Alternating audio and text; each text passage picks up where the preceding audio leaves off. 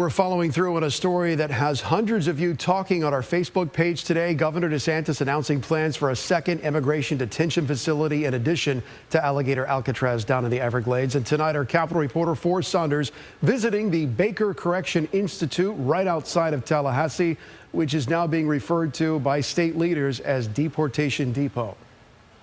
After weeks of cheers and jeers over Alligator Alcatraz,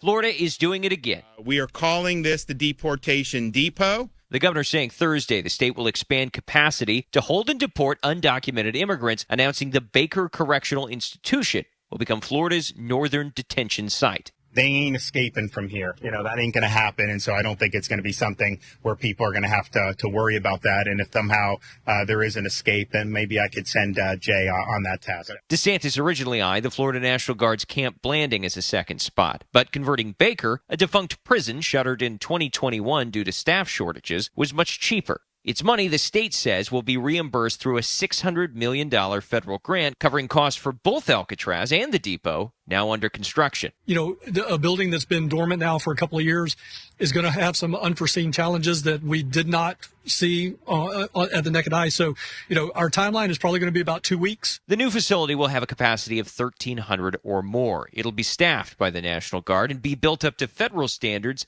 meaning AC units, operating much like the Everglades site, though that's exactly what worries critics. I have the exact same concerns about due process. Miami-Dade Democrats chair and immigration attorney Laura Kelly worries reported issues at Alligator Alcatraz, like attorney access, cramped quarters, and poor health care, will be the norm at the Baker site, too. That they are detaining so many people, there's not enough space for the amount of people that they're detaining. And when you have overcapacity, you have inhumane conditions. The DeSantis administration continues to defend the facilities as safe and essential for immigration enforcement. That's while lawsuits challenging their legality continue to play out in federal court.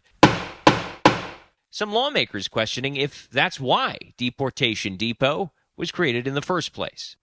Quote, governor's press conference was to announce another dumb name facility to detain individuals at a former state prison. This is very likely motivated by the risk of the Everglades immigration detention camp closing via a court order.